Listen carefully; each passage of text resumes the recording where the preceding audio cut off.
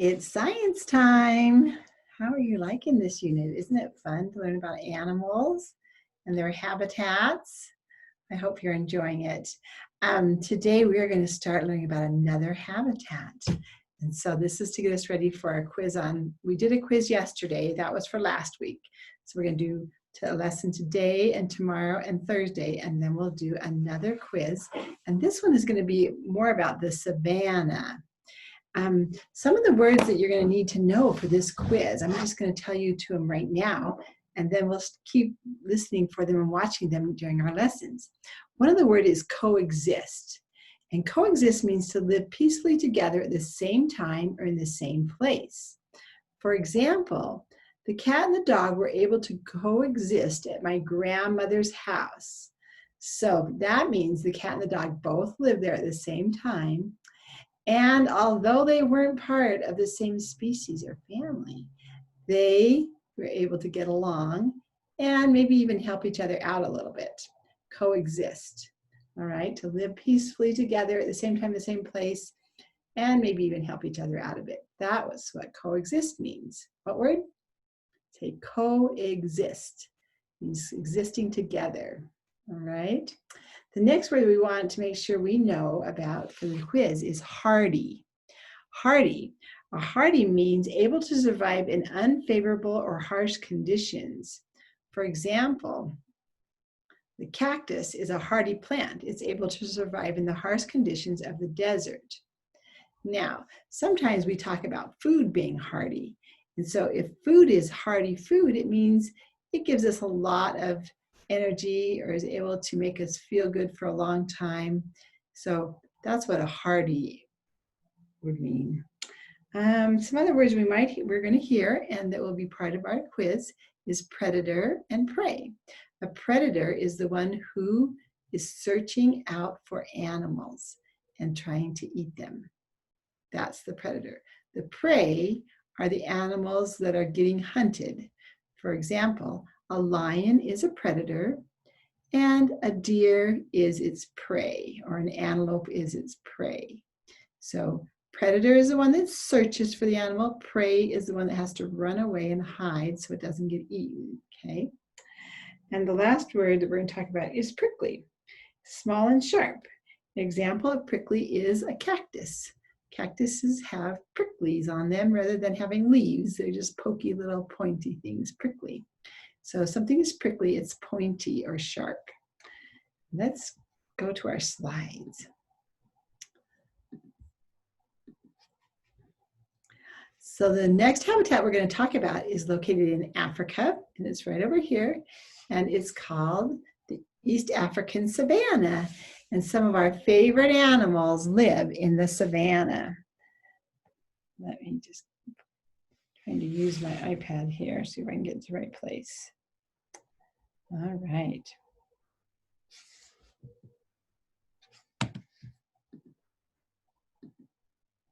Oh, back over here is where we live in North America. Here was the Sonora Desert that we talked about that was so hot. And here is the African savanna. Brattenbarrow, your intrepid adventurer here to show you something a little different. We've been talking about habitats, the places where plants and animals live.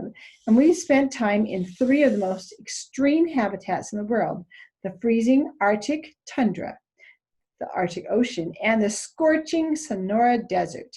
Now I've come to a habitat that should be of great interest to you. Some of the most famous animals in the world live here. You guessed it. Welcome to the East African Savanna. Savanna is another name for grassland. Savanna is a name for grassland. Yeah, so when I say savanna, you say grassland. Savanna. Yes, grassland. Savanna is a name for grassland. It is wide and open and stretches over a vast covering of land. You know you're in a grassland when there's a lot of grass around you, but not a lot of trees or bushes.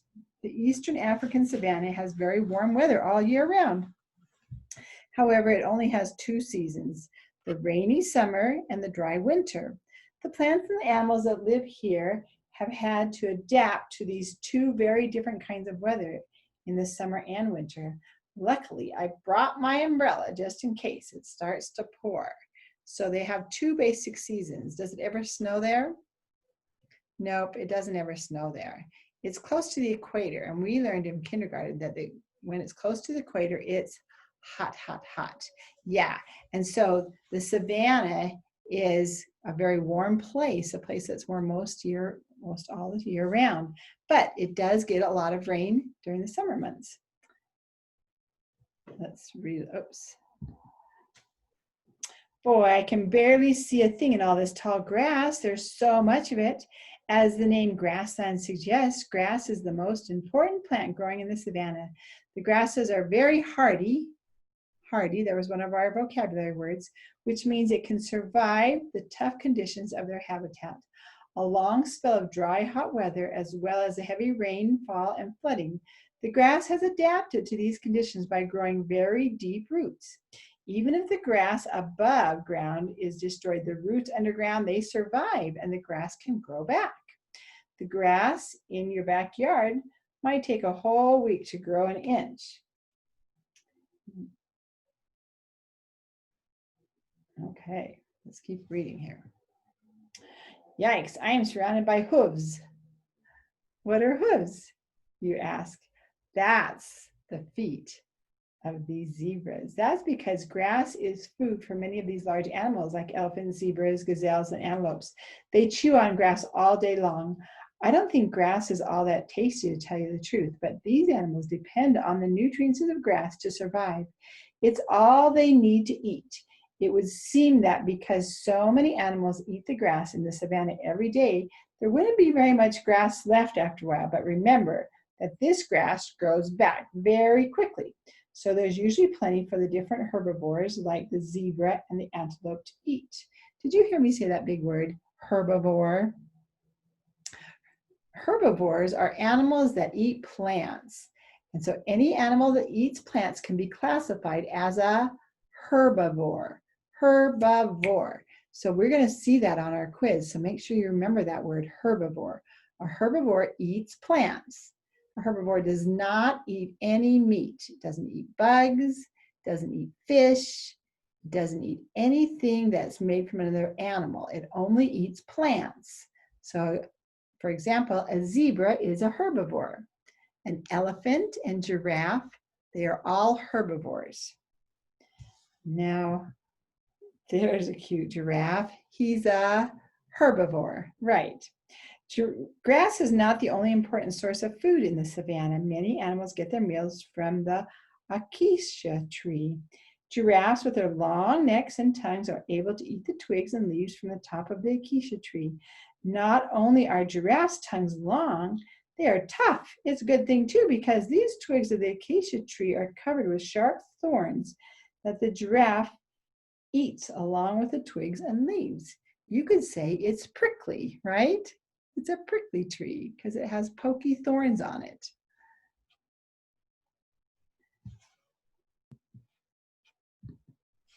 Now, elephants eat grass, and they are big, and they eat a lot of grass, but they also like the acacia tree too. They rest in the acacia's shade, and they eat the acacia's leaves and branches and seeds. They even like to strip off the bark and chew on it.